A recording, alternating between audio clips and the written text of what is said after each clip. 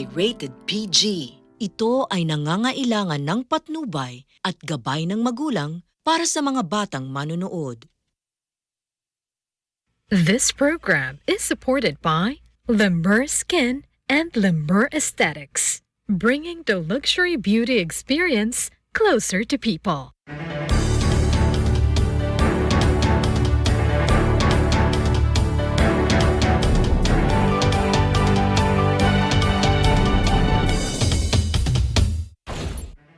Welcome to Open for Business. Mapapanood nyo rin ang programang OFB sa Facebook at YouTube. Mag-like at mag-subscribe sa aming social media at Net25 TV. I am Cesar Vallejos. Welcome to Open for Business. Samahan ninyo kaming tuklasin ang iba't ibang pamamaraan kung paano natin mapaunlad ang inyong negosyo.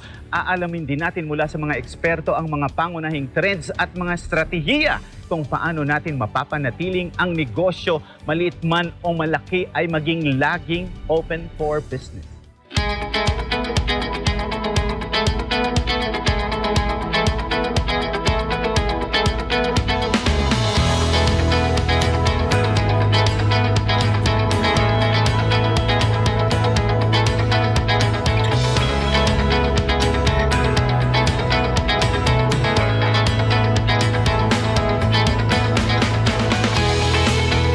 Filipinos have long been paying in cash for different goods and services. But as the COVID-19 pandemic fueled global e-commerce, many also started opting for digital payment methods. Isa na rito ang paggamit ng cryptocurrencies tulad ng Bitcoin. Similar to the US dollar in terms of prestige, Bitcoin popularized the use of blockchain technology. Ang Ethereum, Binance Coin, Tether at Cardano ay ilan sa mga sumulpot na cryptocurrencies na nakilala rin sa buong mundo. Tinatayang nasa 63 million na individuals ang gumagamit ng cryptocurrency at blockchain wallet para sa kanilang mga bayarin at transaksyon. May ilan pa ngang naniniwala na mas maaasahan ito kaysa sa traditional na transaction records at database. Other perceived benefits of embracing crypto and blockchain for business include reduced costs, speed, and improved security and privacy. Ano nga ba ang dapat na malaman bago mag-invest sa cryptocurrency? Ano ang mga karaniwang pagkakamali ng crypto users? We'll answer these questions with the help of our guest, Mr. James Dongla, President and CEO of My Services Shop Incorporated. All these in this episode of Open for Business.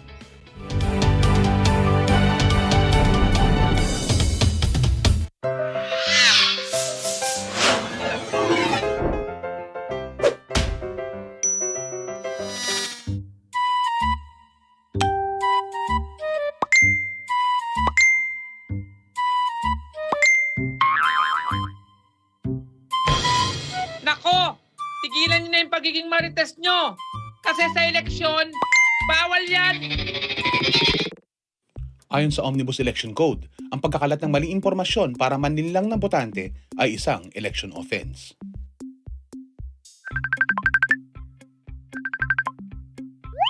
Ano na naman? Galit agad? May balita ako sa'yo. Ayon sa survey, panalo na daw si... Teka, total mahilig kang magbalita. Ano nga palang balita sa utang mo sa akin? Ha? Utang? Teka, Shopee ka. Ako. Ayos ha. Sa chismis, snappy. Sa utang, Shopee. Ako si Mr. Bawal na nagpapaalala sa inyo na ang chismis sa eleksyon, bawal yan.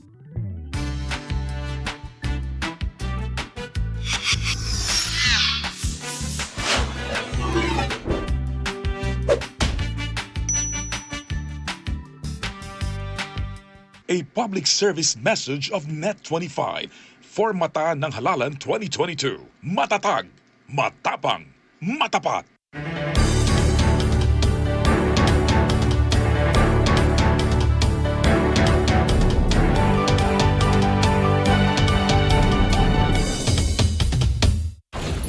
Welcome back to Open for Business. Today we have Mr. James Dongla, President and CEO of My Services Shop Incorporated. Kumusta po kayo, James? Thank you very much for this wonderful time to have an interview with you.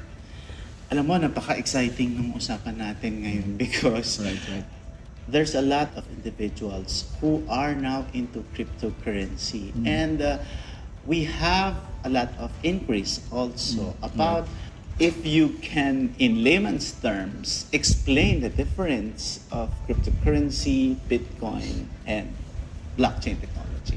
You know, the technology right now in finance is very exciting kasi yung nga sinabi mo kanina is actually many needs to know about this financial technology.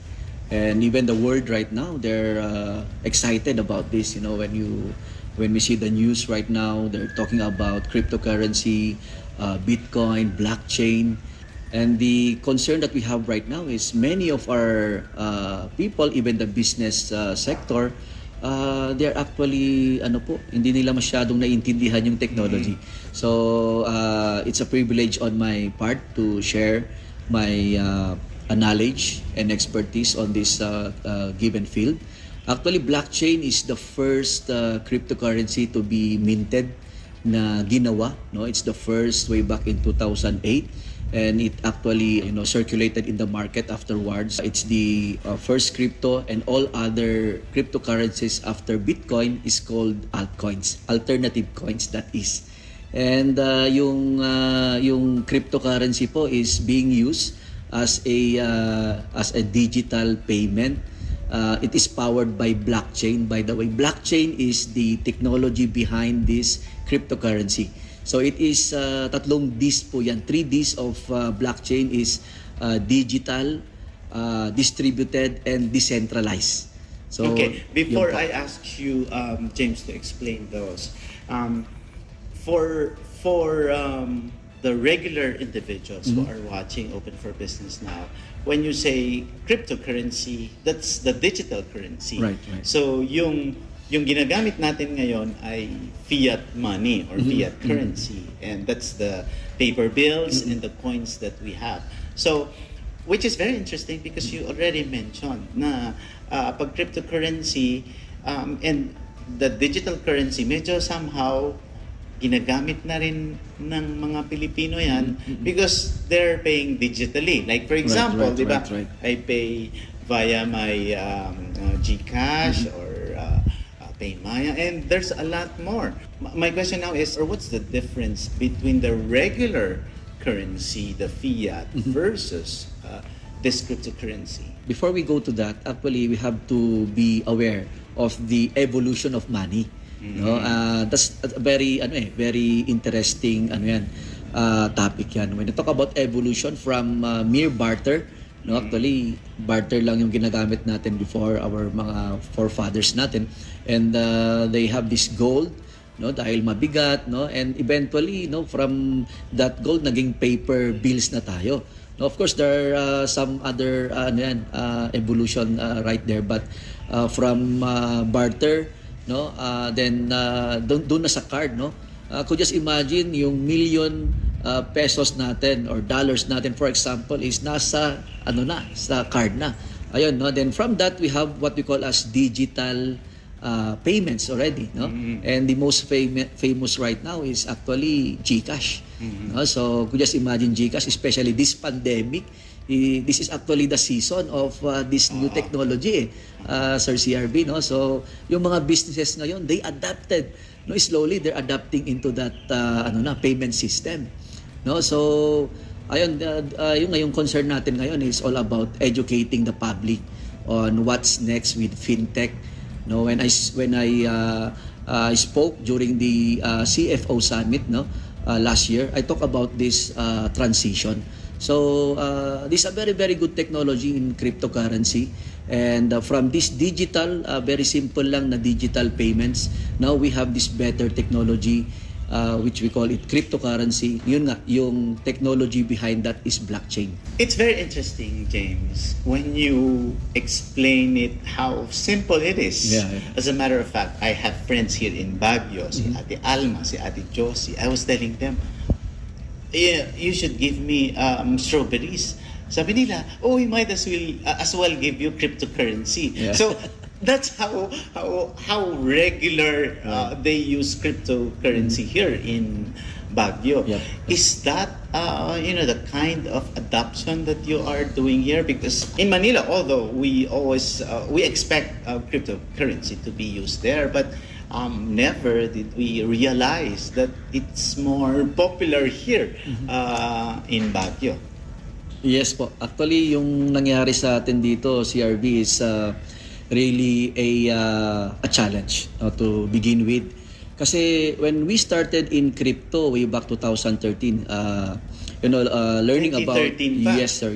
Okay. So 2013, cryptocurrencies in a way it is now being introduced in the market for adoption, but those were the years na nag-uumpisa talaga.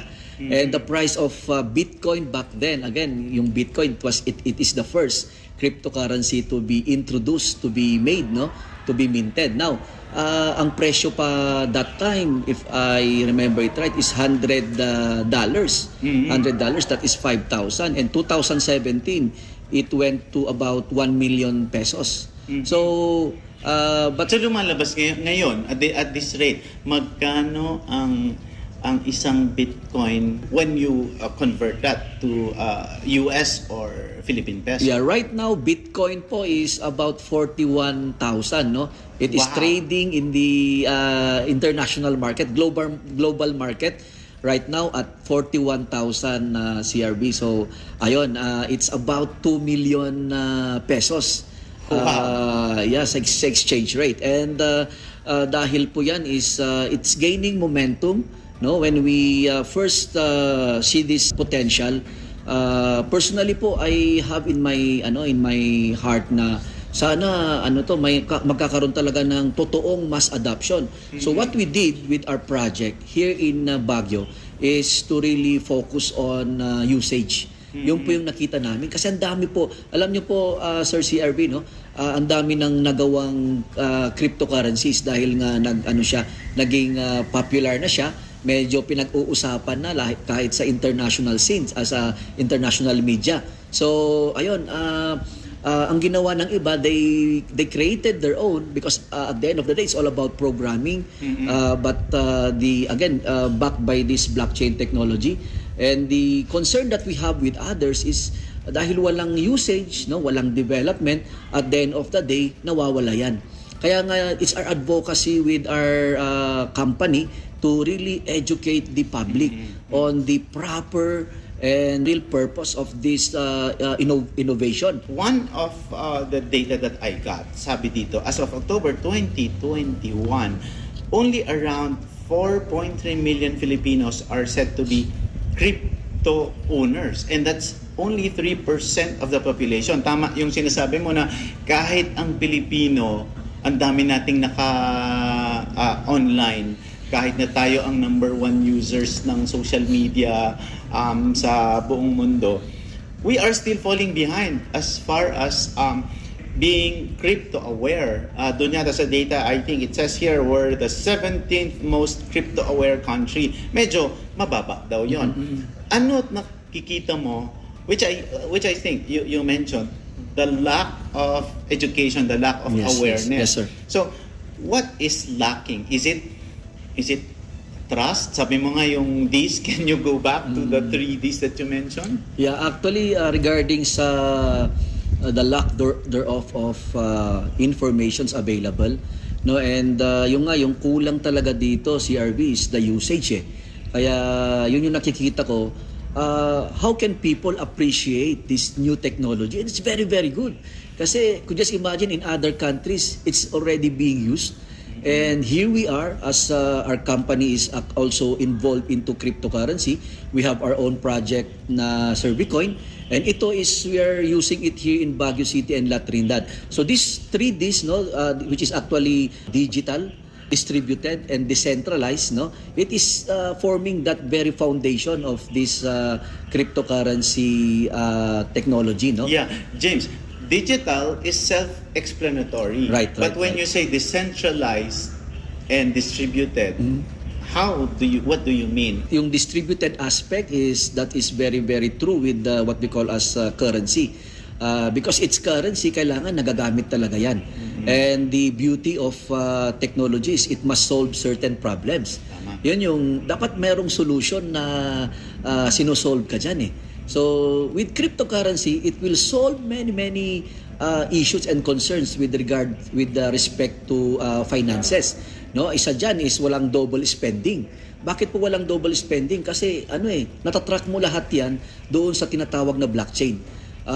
With blockchain technology, it has a very wide usage talaga. Hindi lang ho sa currency yan, no? If you are into cryptocurrency and blockchain, yun makikita mo talaga yung wider na concept and aspect of usage. Pero going back to that point, CRB is doon sa aspect naman ng decentralization, no, there's no one person or group of people, even the government cannot fully control. They can put their hands into it, no, to regulate it. That would be the function of the government, and that's also okay with us. Kasi you cannot go away with the government, and even the banking system. There must be a good marrying. Yung kailangan merong magandang partnership na gagawin diyan. To some extent, James, maganda at hindi maganda yung decentralization or deregulation, di ba? Right. Halimbawa, of course, when you talk of regulation, there's a lot of regulatory boards like, di ba, in finance, I think, of course, you have the Bangko Sentral ng Pilipinas, for them to see and make sure that there's a protection, di ba, for consumers, for users of all these currencies, even the banks. So when you talk of decentralization and when you talk of deregulation or regulation, how is it convenient and how is it secure for people who are using this type of currency? Yeah, actually sir, yung very interesting talaga na topic diyan when we talk about cryptocurrency. Not only here but globally speaking, in the US they just had their congressional meeting talking about the regulatory aspect of it, no. Actually tayo po we're supporting that 100%, but doon sa aspect ng goodness and o yung pros and cons is actually depende po sa tinatanong natin. For the mass users, I think they want the decentralized aspect. Actually favorable sila doon.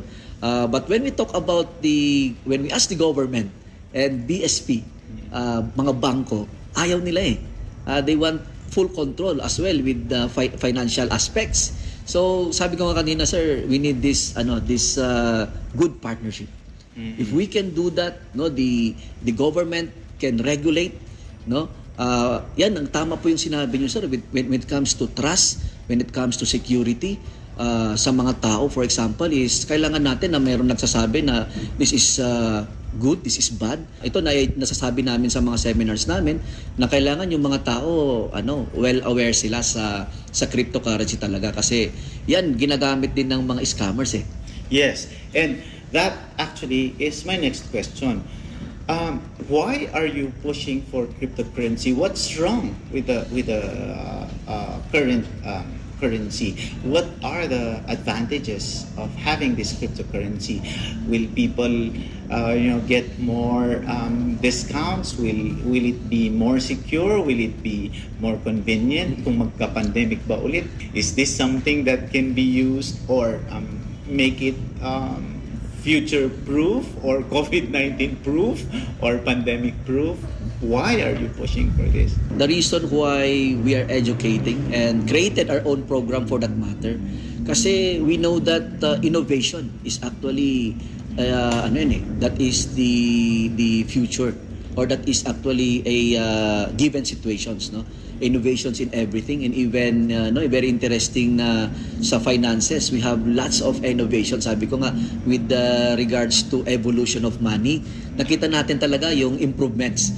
And when digital payments became popular just this past years, especially during the pandemic, no, actually before that, blockchain cryptocurrency is already being used. No, so sumasabay sila sa digital payments.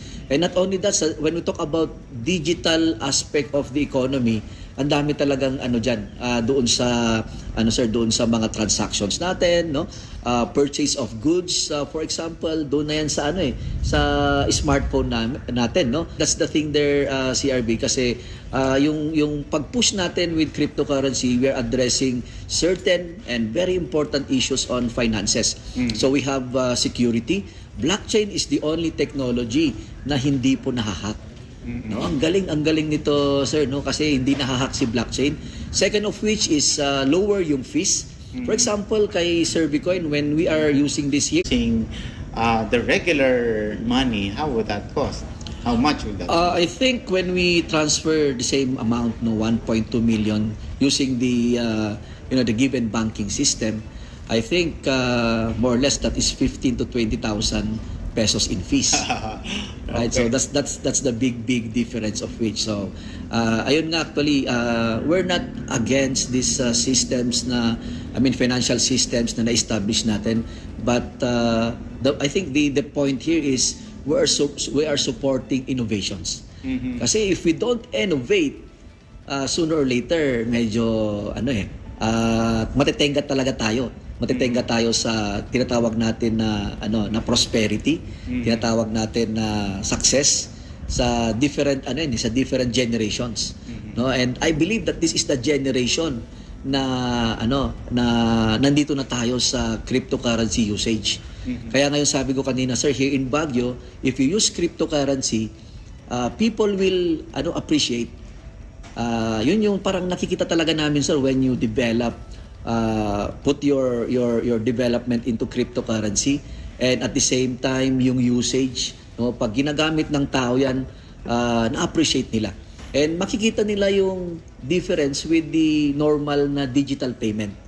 Kasi no, if I were to explain actually, sir, yung ginagamit ng other fintech, no, digital payments is nasa sila sa web 2. So in terms of technological innovation. Yes, so actually doon sa ginagamit ng iba, web 2 'yon. They have the full control of it. If that is web 2, what is this? It is web 3. Web 3. Yeah, blockchain development is web 3. Wherein pag pinasa ko actually, for example, sir, yung Bitcoin sa wallet mo, or Bitcoin or cryptocurrency sa wallet mo, that is yours. Control mo na. I cannot control, and nobody can control doon sa pera mo. So ikaw na, if you decide to pass that money to others or use that to pay, no, or at least hold it, yung right term natin yan sa cryptocurrency is hodl. No, yung hold mo yan, that's mainly your decision. I see. Yes. Well, that's interesting when you talk about innovation and Web 3. Yes. So, talking about innovation, I know that with the many CEOs, with the many thought leaders who are guesting here in Open for Business, the key, surely, for towards prosperity, the key, to bigger development is innovation. Yes. Are you saying that the only lacking now to really pursue this innovation is mass adoption? Right. Actually, tama po yun, CRB. The lacking aspect of the equation in order for this to really prosper in a given economy, in a given country for that matter, is part of the mass adoption, kasi we need support. We have to onboard the right partners. And primarily, we need the government. Kasi pag yung government po natin, they would regulate this in a negative, one-sided way, wherein sasabihin nila ayaw natin yan. For example, sasabihin ni BSP, ayaw nating i-promote yung cryptocurrency. In other countries actually, like India, they put a heavy tax on cryptocurrency doon sa India, no? I think it's 30% tax on cryptocurrency usage. So that's the problem. But if they will really understand the usage of this or the purpose of cryptocurrency, that it will boost the economy. No, marami pong pwedeng may tulong si cryptocurrency, si blockchain technology. So pag we have that on board, we have the banking institutions involved, no, sa ginawa po natin is we understand that actually, sir. So ang ginawa ni Sir Bitcoin sa amin is actually we got DTI to firstly we have these meetings with them. We explain to them what we're doing. Because we understand na pag sila sumuporta, could just imagine, sir, yung pwede nating magawa sa cryptocurrency mass adoption. So, in short, somehow, in your setup now, in what your company is doing, there is already an involvement of government. Yes. Somehow, there's a sense or the participation of government already. So, is this something that you think will continue and expand? Kasi like you mentioned, DTI is basically into all the prices of commodities. They control the flow, or they there are regulations in the flow of goods and services to the different areas. So ang tanong ko doon is paano ngayon, ano yung mga salient points ng RA na yun, if you can discuss that, na lalong somehow you will also feel confident that there is backing of government. What is that RA, and how do you think that this law by this administration, which was, I think, took effect during this administration, is trying to enhance, and do you think there are some amendments to that you think should be given more priority? Yes, sir. Actually, yung ginagawa talaga natin is we are so serious in our roadmap with what we are doing with our company, na gusto natin ma-incorporate yung mga key partners natin, no? So we have the government, we have the banking institutions, and when you talk about LGUs, by the way, Sir CRV, ang kinakausap namin ngayon mainly mga barangays.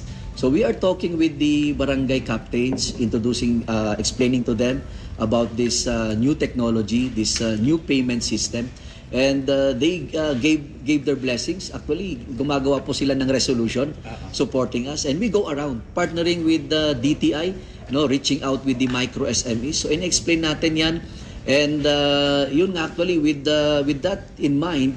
Ang kausap po natin 2 weeks ago, sir, yung mismong AFAB, the Authority of Freeport Area of Bataan. And dito kasi yung application ng RA 11453. Having been into crypto for many years, nagulat nga po ako, sir. Sabi ko, meron palang ganung law. James, it's interesting to note na ang kausap niyo mga LGUs, mga barangays, medyo nakakapagtaka yun dahil siyempre innovation, technology pa, manggagaling from bottom to top, di ba? Kunyari, when we talk about technology, normally top to bottom yun, di ba? But this time, wow, it's amazing that there are this cryptocurrency, this blockchain technology in terms of innovation is coming from the grassroots, going up, and somehow it could affect how the government, the executives, and the big private companies will also try to support. So, what's your take on that? I'm just blessed kasi I have a very, very good team, sir. Ang galing ng team namin. Kasama ko sila way back 2015, no? We grew up together, understanding and doing this particular working in this particular industry. So nakita namin yung mga good strategies talaga, like on our end. Tinatanong nga kami ng mga nakaka-partner din namin ng mga other cryptocurrencies, no? Sabi nila, how are you doing the onboarding? How are you doing your marketing and all? So the difference that we have actually, sir, is besides our own project na cryptocurrency. We're also into crypto trading for a very long time. So nauunawaan namin yung in and outs, no? At saka ang maganda niyan, sir, well-informed kami doon sa mga kumbaga mga concerns ng mga tao. So pag ini-explain namin sa kanila is sa layman's term talaga. Kagaya po ng pinag-usapan natin kanina when we were talking, we want to really explain this as much as possible sa ating mga viewers in a layman's term para maunawaan po nila. So sa amin very very important, sir, yung yung onboarding ng LGUs. Kasi if we will not do that, who will support us? Pag kami lang po yung gumagalaw, mahirap po. No, hindi, kasi sabi ko nga, sir, sobrang seryoso namin na gusto naming involve yung mga key partners dito. So ginagawa namin yun, and we are very thankful kasi dahil doon nakikita naman ng mga iba yung ginagawa namin, na-establish, sir, yung trust. Kasi yun, with every new innovations, actually siguro yung primary concern at first sa umpisa niyan, yung trust nila. Totoo ba yan? Ano ba yan? Yung mga questions nila. I have follow-up questions there, James. Yes, sir. Kasi you said you are already engaged in crypto trading. Siyempre, alam naman natin, pag trading yan, parang, what's familiar is the Philippine Stock Exchange, Right, mga right. trading na ganyan. So parang may mga exchanges na siya, di ba? So ngayon, nabalitaan ko rin sa cryptocurrency, parang there might be a development na parang may mga mini exchanges na rin.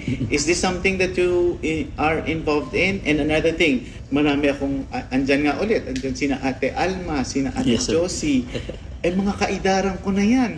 Pero medyo hindi na masyado bagets, pero kung maka-cryptocurrency, yung pagdating sa innovation, parang millennial. Is it something that you can just simply download and go into business or go into trading and do payments using this currency? Yes po. Actually, CRB, yung situation natin, globally speaking, sa cryptocurrency, it is right now producing, it's right now making, nag-iingay siya. No, actually, sa ibang bansa nga, sabi ko, ito na yung focus ng development sa other countries. Yun po yung nangyayari diyan. So, tayo po here in the Philippines, by the way, CRB, we are the pioneers of crypto trading here in the Philippines. Sa crypto trading po, nung una, as you have mentioned a while ago, yung sikat talaga dyan is forex trading. We have stock trading, forex trading. I'm a Finman myself. Yun po yung graduate natin dyan. So, actually, ang maganda po dyan, nung nakita na namin yung cryptocurrency, sabi ko, there must be a trading aspect of this. So, yun yung first na involvement actually namin. And of course, kasama na yan yung pag-invest sa mga cryptocurrencies, no? But again, at the end of the day, we saw na hindi magkakaroon ng mass adoption to actually, sir, kung hindi natin aayusin yung foundation. And what is the foundation? The good foundation of cryptocurrency is dalawa po yung nakikita natin diyan, sir. Development and usage. Pag mayroong ongoing development sa apps mo, no? Inaayos mo yung apps mo, yung sabi mo nga kanina, we're also into that roadmap na sooner or later magpapalabas tayo ng sariling exchange. Kasi Binance is the number one exchange right now, no? And the owner of that is CC Binance, or CC is actually he is right now the 11th richest man of the world, no, in a span of 5 years lang. So it's very quick kasi ito nga yung new technology na nagagamit ngayon in terms of finance. James, hindi ba kaya medyo takot ang ilang mga tao at saka maaring mabagal pa yung adoption because there's a lot of talk about hacking, about cyber fraud, di ba? Ano yung ginagawa ninyo na how can people, users of this technology easily determine if they are scam or not? Ano yung mga red flags na malaman mo, uy, scam ito? How would people know that number one, it's a scam, and number two, they'll be confident that this cannot be hacked, and this is not cyber fraud. Yes po, actually CRV, yung issue siguro dyan na talagang are concerned there is regarding this word trust. The trust concern. That's why yung ginagawa po talaga natin is establishing that foundation, as I've said earlier, because for the information po ng lahat, yung siguro nagawa na cryptocurrency projects all over the world in a span of, let's say, 10 years plus, no, is actually more than 20,000 projects, 20,000 developments, no, cryptocurrencies that they introduced in the market. And unfortunately, siguro half of that went bankrupt or nawala sila sa circulation. And the reason there is yun nga, yung development and usage. So that is also one of the good criterias when you are looking into cryptocurrency na gusto mong ilagay yung hard-earned money mo, or you want to be part of, is tingnan mo yung development and usage. Meron pa silang ginagawang magandang projects. And mainly the usage, because I believe if there's a proof of usage, you're establishing your proof of technology, your proof of system. Kasi pag ginagamit lang, yan, right now, like for example po, GCash. No? Pag ginagamit yan sa community, ginagamit yan sa mga merchants, more or less makikita mo, ito maganda to kasi may gamit eh. Yun po yung ginagawa natin sa ating sariling project. Well, James, I think one amazing thing is that I myself, with you, I saw it when you tried it. When we went to this restaurant, you got the receipt, and I was there. I saw it how you used and paid through cryptocurrency. What are the basic steps for you to engage in cryptocurrency? Yes, actually yun nga po, no. Let me just start with this data that we saw on from the Bangko Sentral. Bangko Sentral, they have this data in 2020 that there are actually around 35 million Filipinos that are unbanked. Yes. So ibig sabihin wala silang bangko. That is translated to percentage is 48%. Could just imagine, sir, na 48% walang bangko. And with this new technology, ang gagawin lang naman is you just go to the Play Store, no, and download that app, and pwede ka nang mag-start. You already have your own bank, so to speak. So, but it's in crypto. Now, maalala ko lang pala, Sir CRV, yung kaninang concern mo, no, with regards to trust and all those things, no. Sino-shortcut na natin yung yung criterias eh. Kasi medyo technical yan. Of course, medyo challenging, no. Challenging na sasabihin natin, you have to check on the contract address. Yun po yung primary niyan. Kasi may contract address, doon ka mag-uumpisa. Kung wala yun, walang technology. But the best way to really know for sure that this crypto is very good is meron siyang, again, DU, development and usage. Kasi kung may gamit na like yung nakita mo po kanina, the way we use it, so meron tayong technology, meron tayong usage, no? So may proof of system, may proof of usage po siya. So yun po is yun yung maganda kasi pagka inopen mo yung wallet mo, meron ka ng bangko. Madali lang, in just a matter of seconds to minutes, meron ka ng bangko. Siyempre, napabalitaan natin yung conflict sa Russia, di ba? So, right. Di ba sila rin ang sa crypto world, napaka-active din ng Russia. And we are seeing a lot of sanctions there. What's your insight on how cryptocurrency can or might be affected by the Russia-Ukraine crisis? Yeah, actually CRB, yung doon po sa nangyayari ngayon, no, with Russia and Ukraine, one of the highlights there as far as I'm concerned is doon sa emphasis on cryptocurrency.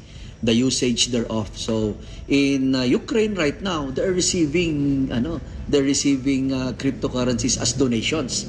So hindi So na at least siya dahil walang mga bangko. Right. Oo, hindi na sila dadaan sa regulatory aspect of it, no. The good side of that is, of course, when you are on their end, they're happy. Of course, kasi diretso na sa kanila yung donations. Kasi pag nag-set up ka po ng wallet, let's for example, with Ukraine, meron silang government wallet. And they are the only ones that have that wallet entire the world.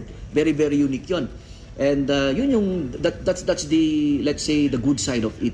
And doon naman sa aspect ng Russia, doon sa ginagawa nilang yung sanctions with them, what they did actually is they transferred their resources, their finances into cryptocurrency.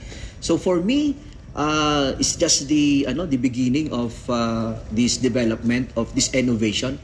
So it has still a long way to go. So let's leave it at that for the moment. What is more important, ako nga ang inisip ko talaga dito, sir, is ang importante lang dito, gagawin natin yung tama. Ano po yun? Development and usage. And let the people experience what it's like to use cryptocurrency. And let's see, kung ma-appreciate nila, then I think that would be a very, very good aspect of crypto na talagang lalago pa siya. This innovation that we are talking about, it did just happen in a flick of a finger. I know that you did and you had a lot of training on this. Maybe you have exposed yourself not only maybe in the Philippines but in other parts of the world, or other parts, or maybe in Singapore, and of course your exposure with other tech people. What was your inspiration and how did you prepare for this? Yung ginawa po natin with our own project Servicoin, tama po yun, no? We had a lot of experiences, actually ups and downs yan. Every time that we're down, we're always thinking to get up and learn from our mistakes. And every time na there is this significant success that we initially have, we build from that. And yun po, yung importante dito, sir, is yung knowledge talaga.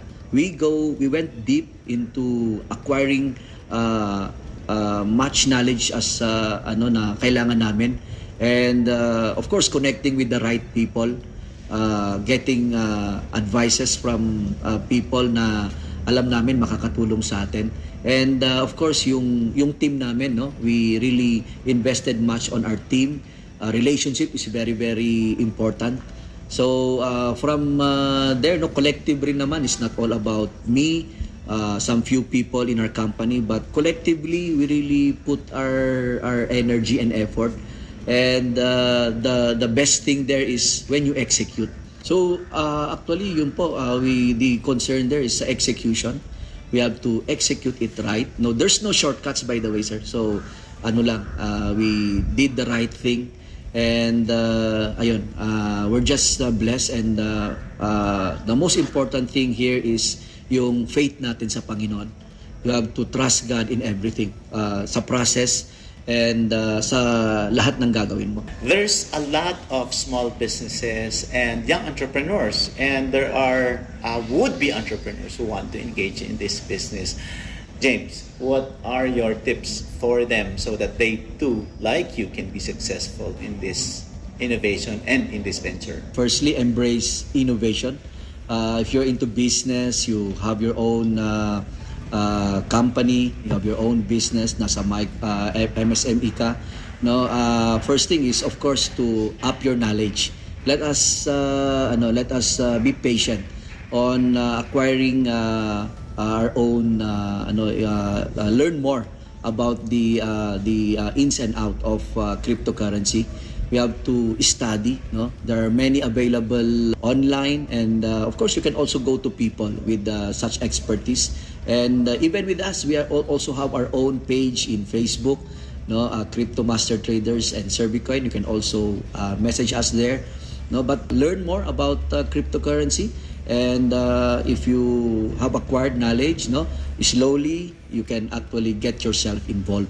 So it's not a hindi ho overnight yan. Again, it is a process. So yun po yung masabi natin, no? There are many opportunities in crypto. We have trading, we have investments, no, with the right projects that you want to involve yourself in, and development, no. It's a very wide opportunity for everybody. This has been an exciting afternoon. This has been an exciting conversation with the President and CEO of My Services Shop Incorporated, James Dongla. Thank you very much. Open for Business. We'll be back. Stay with us.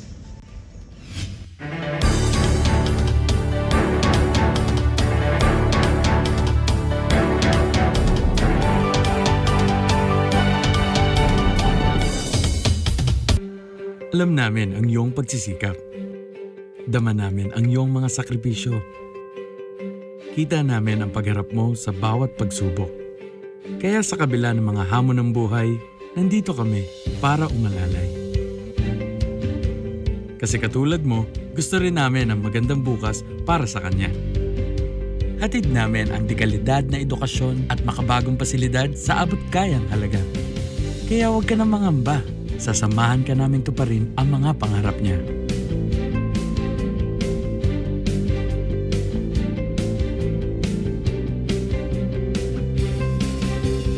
Maaasahan mong sulit dito ang mga pinagsikapan mo. Sa aming mga makabagong pasilidad at sistema ng edukasyon. May lalabas natin ang aking talino at mga kakayahan niya. Kahit sa munting halaga, makakasiguro ka na makakasabay siya sa mabilis na pag-ikot ng mundo. Sa New Era, karamay mo kami sa bawat hamon. Kaagapay mo kami sa bawat hakbang. Kasama mo kami sa bawat ngiti at tagumpay.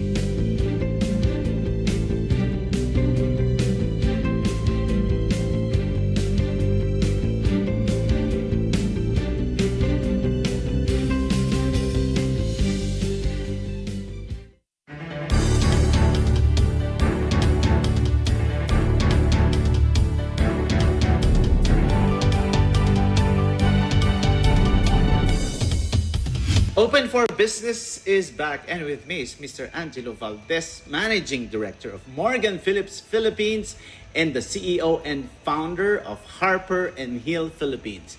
How are you, Jello? Good. Thank you for inviting again, and looking forward on a very good discussion, sharing more about 4IR and the upcoming CEO Summit.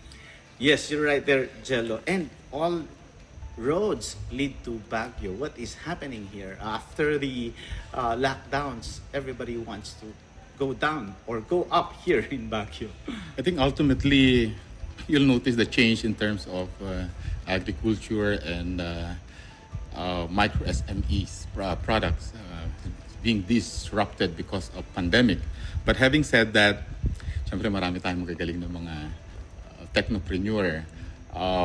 Early stage of pandemic, we've been discussing about 4IR, and we realized the value of the upcoming fourth industrial revolution, which helps the Philippine brands as well as the agricultural industry.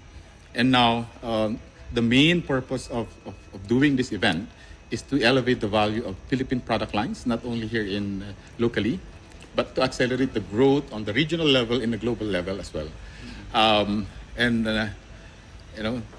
Meeting all these top-notch businessmen and sharing the value and the challenges of our industry, I think is the right time for them to connect and as well to network, to create real value.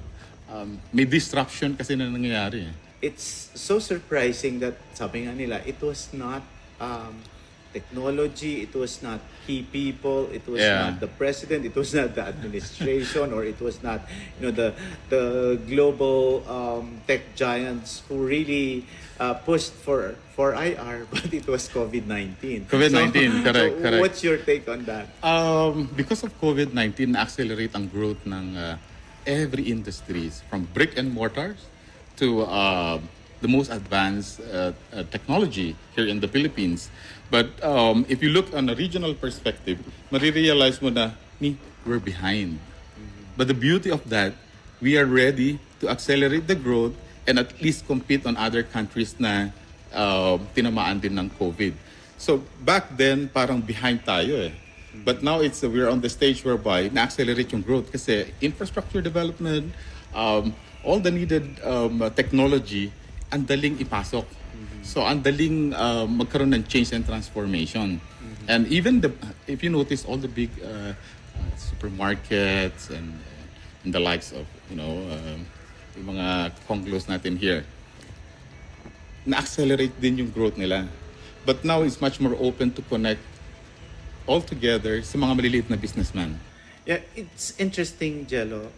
My question is, what is the process that you are doing to really connect these conglomerates with the small farmers? And I remember you, during the pandemic, you were one of those companies which really pivoted to linking the ones who have this oversupply or yung mga nasisira na supply.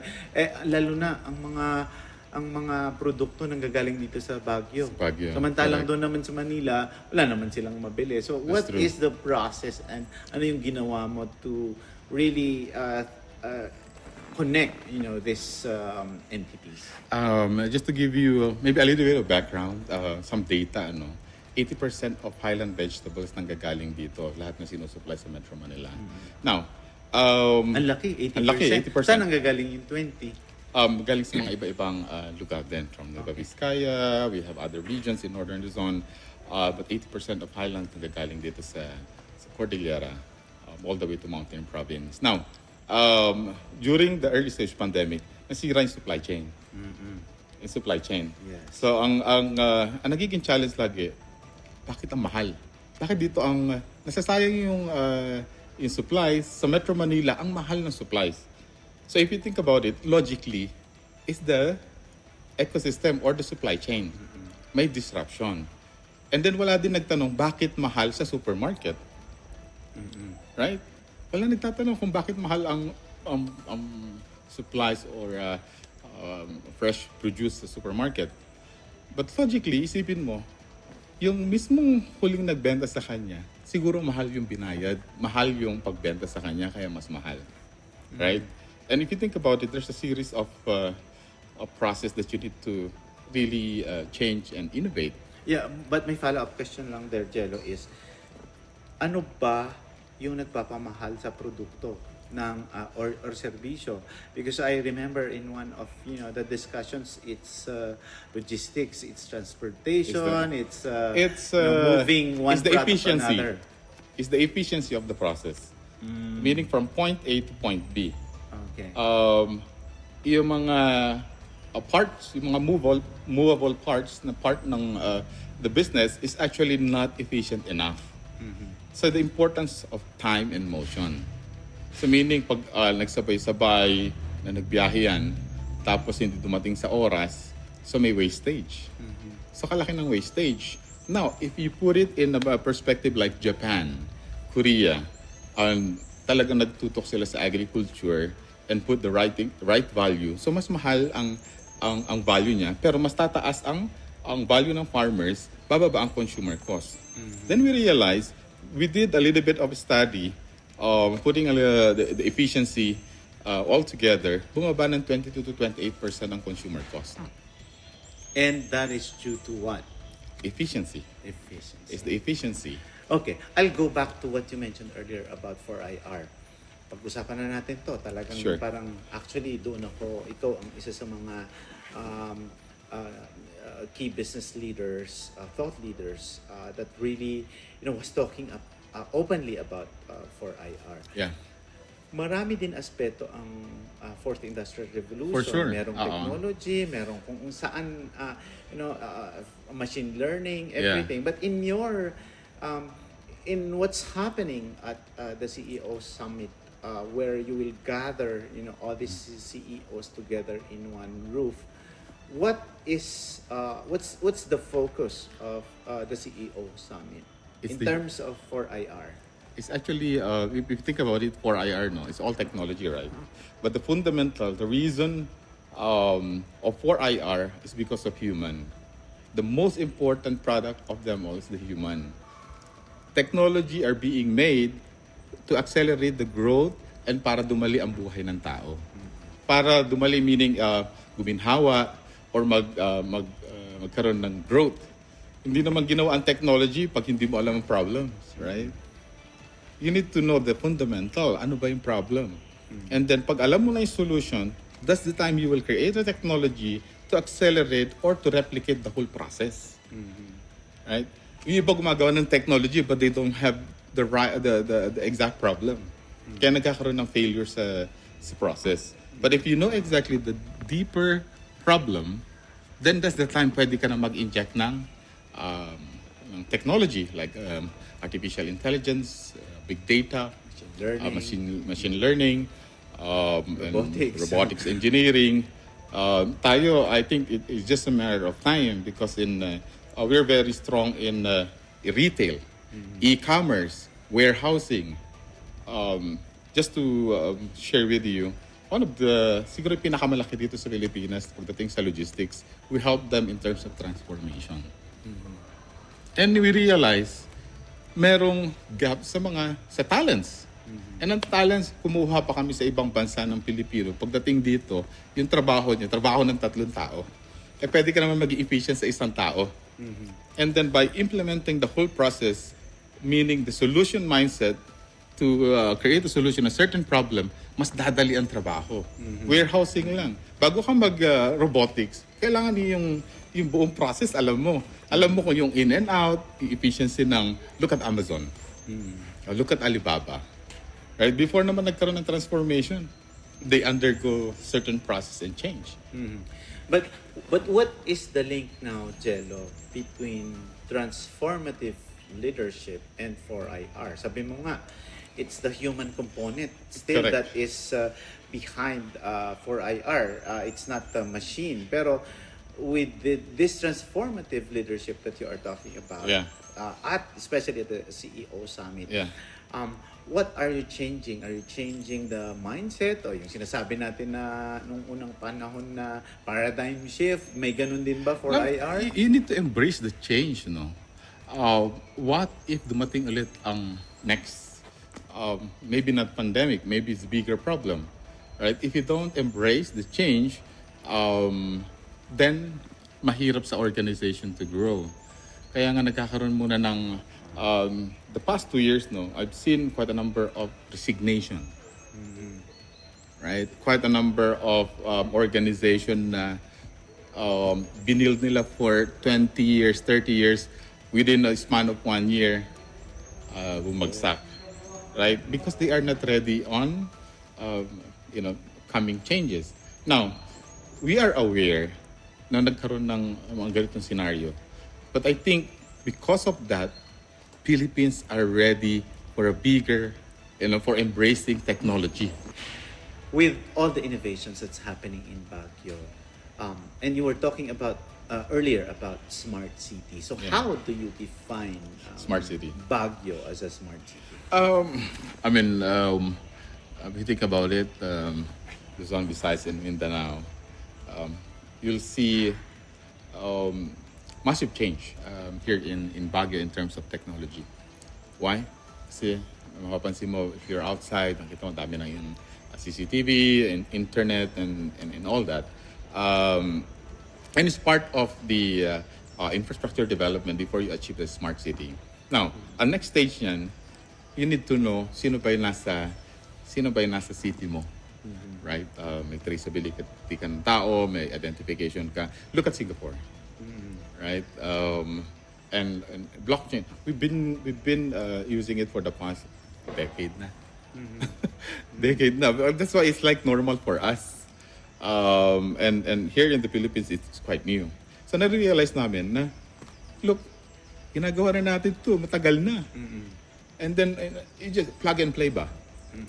If you have that effective on a certain area or economy, why not inject it here?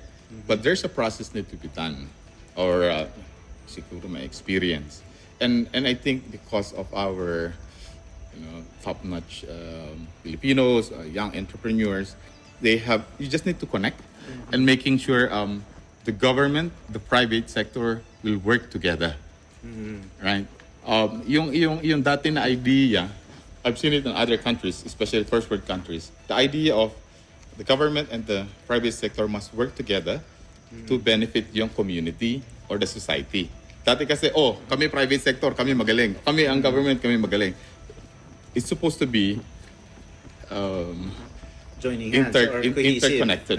Why? Para makagawa ng policies, rules and regulation beneficial for the community. Oh, yun. Speaking of policies and speaking of reforms, Yeah. ano yung, what would be the focus of the CEO Summit in terms of, and I learned that this is also a gathering not only of private individuals but government leaders Yes, will be here. yes. What are the reforms? What are the changes that you are that's going to be discussed at the CEO Summit? Maybe it's not changes. Maybe our role for the CEO Summit is to connect them all together, and then pag-upuin mo silang dalawa, then discuss what are those challenges and what are the challenges between private sector and the government, and create a win-win solution that is beneficial for all. Kaya nga pinapunta namin, even we have Visayas representative from Philippine Chamber of Commerce. We have here in the DTI, Department of Trade and Industries, which is I think around 19 or 20 PIL export. Philippine product na yan na ready.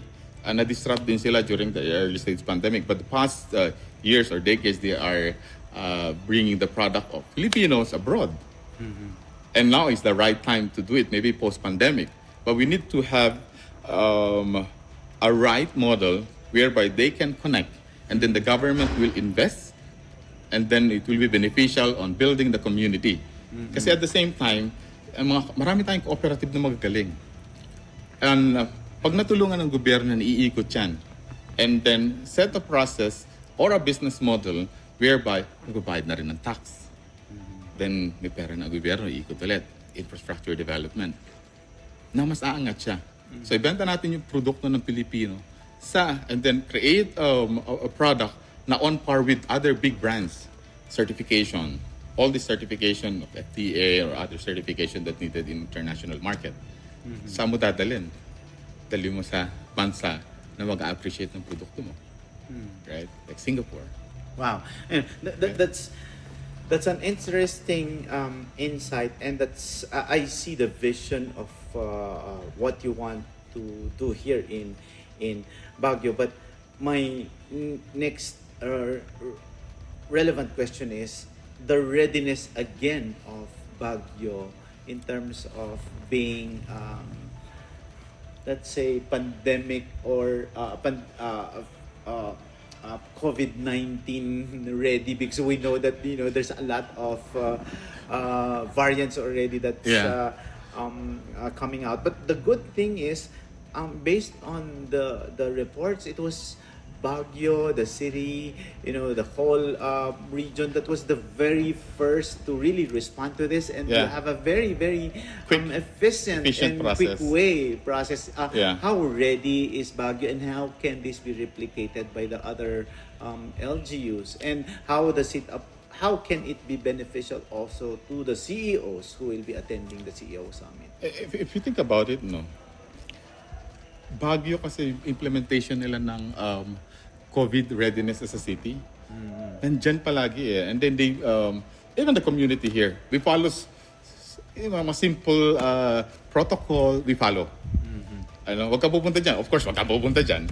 Magkuha ka ng vaccine card mo. Of course, kumuha ka ng vaccine card mo. Magpa-inject ka. And then the authorities also, they are, mandate nila is to check.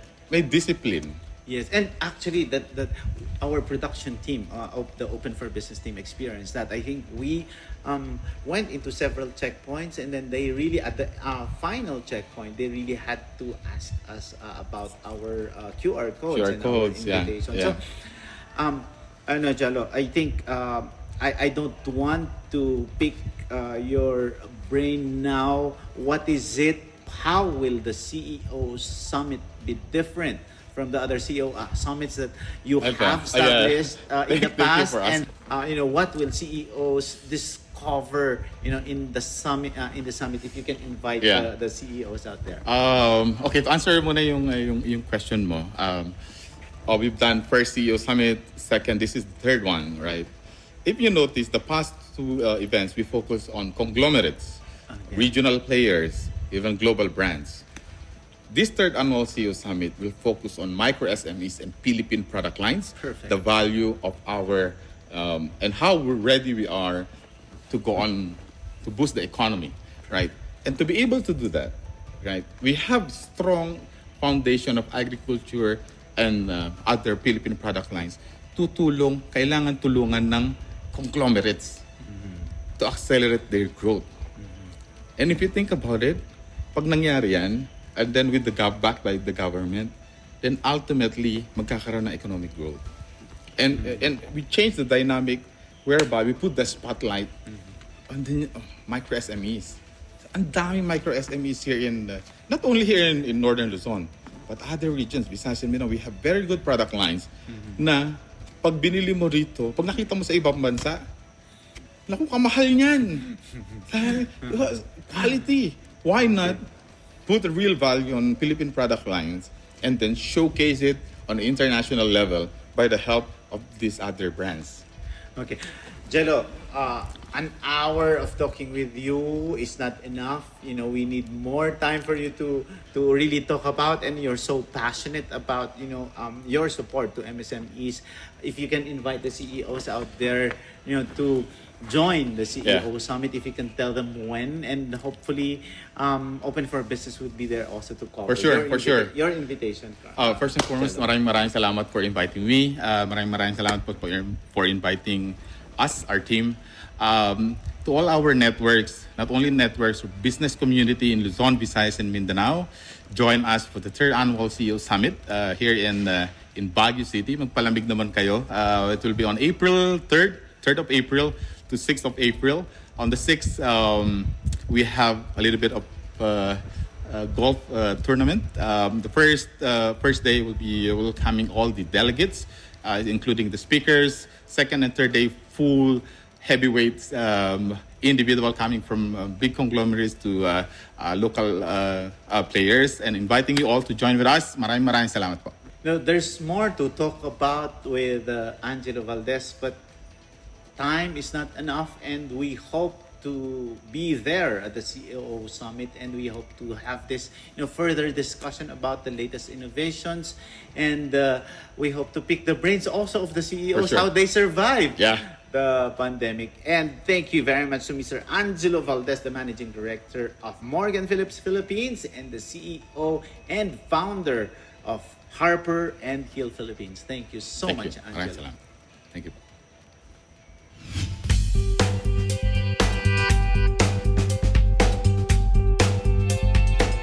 Earlier, we've mentioned about Servicoin. It can also be used for trading. Cryptocurrency trading for the newbies. Are you prepared for the volatility of it? Is it bullish or is it bearish? In determining your preparation for the volatility of your trade, you need mental toughness. This term is very critical to the millennials, but then mental toughness comes in general also. Would you believe that your mental toughness is more crucial than anything else when it comes to accomplishing your health, career, and life objectives? Mental toughness is now recognized as an essential component of success. When things do not go our way, mental toughness keeps us from flying off the handle. How well do you control your thoughts, millennials? Mental fortitude is uncommon, but it may be developed. Here are some tips on how to improve your mental toughness. First and foremost, small winnings create mental fortitude. Small victories gradually develop your confidence, allowing you to gain tremendous amounts of momentum as you get more victories. Small victories help us stay on track and keep going forward. Small triumphs might give you the energy boost you need, especially if you are trying to form a new habit or modify your lifestyle. Second, exposure was controlled by practice. An individual can launch this type of action plan. Self-esteem, autonomy, and mastery can all be boosted by successful efforts. Do not hand over your control to them. At last, unwavering positivity. If you want to improve your mental toughness, the first step is to work on developing a strong, positive mindset in your daily life. Maintain a cheerful attitude even and especially when dealing with negative people. Building mental toughness requires setting the bar high. The strongest people are not those who show strength in front of us, but those who win battles we never see them fight. Toughness simply comes down to being more consistent than most people. I am Jasmine Agustin for Open for Business.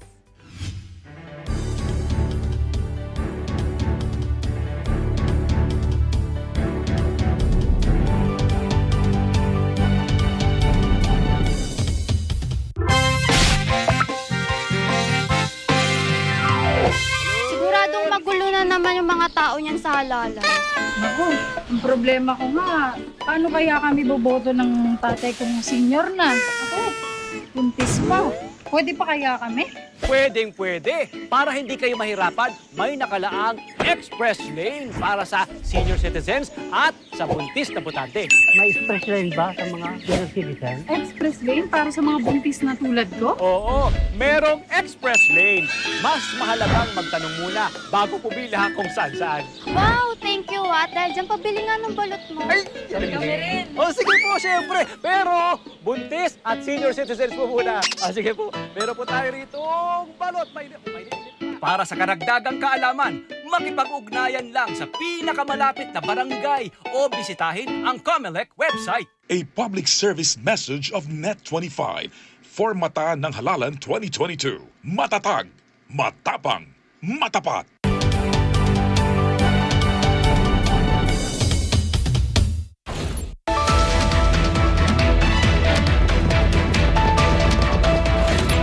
Open for Business is back, and our buzzword of the week is cryptography. Cryptography is the study of secure communications techniques that allow only the sender and intended recipient of a message to view its contents. Nagmula ito sa Greek word na kryptos, ang ibig sabihin ay tago. Since Bitcoin was launched in 2009, cryptocurrencies have exploded in popularity, taking the market by storm. Naniniwala ang ilan na kapag naging mas malawak ang paggamit ng digital money at cryptocurrencies, papalitan ng blockchain technology ang namamayaning sistema sa pagbabangko. Kaugnay nga nito, tinitingnan na ng financial organizations kung paano magagamit ang blockchain technology para baguhin ang kanilang paraan ng pagsiserbisyo mula sa clearing at settlement hanggang sa insurance. And with that, our quote of the week is from Mr. Brad Garlinghouse, CEO of Ripple Labs. He said, "As I was looking around, to me, what was happening in the blockchain and crypto world was a movement." Maraming salamat sa inyong panonood ng Open for Business. Thank you to our guest, Mr. James Dongla. Samahan ninyo kaming muli sa Open for Business sa susunod na linggo. Learn more insights from CEOs, thought leaders, industry experts, and SMEs promoting business development in the Philippines, keeping you informed and open for business and be ahead of the curve. From vision to action. Panoorin din ang programang OFB sa Facebook at YouTube. Mag-like at mag-subscribe sa aming social media at Net25 TV. Para sa Open for Business, ako po si Cesar Vallejos.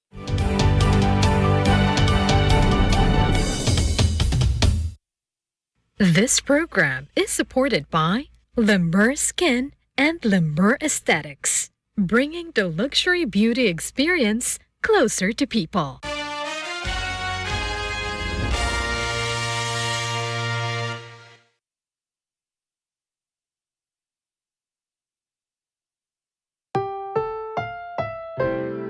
Ang susunod na programa ay rated PG. Ito ay nangangailangan ng patnubay at gabay ng magulang para sa mga batang manonood.